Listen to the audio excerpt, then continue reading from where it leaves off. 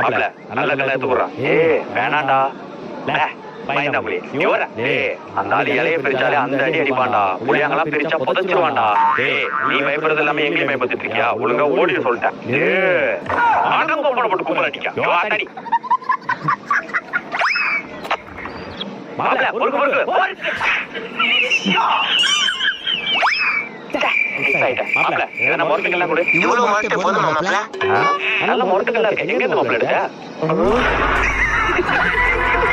ஐயோ ஓடுறே. என்ன ஓடிட்டான்? நம்மளும் நைசா ஓடிடுவோம்.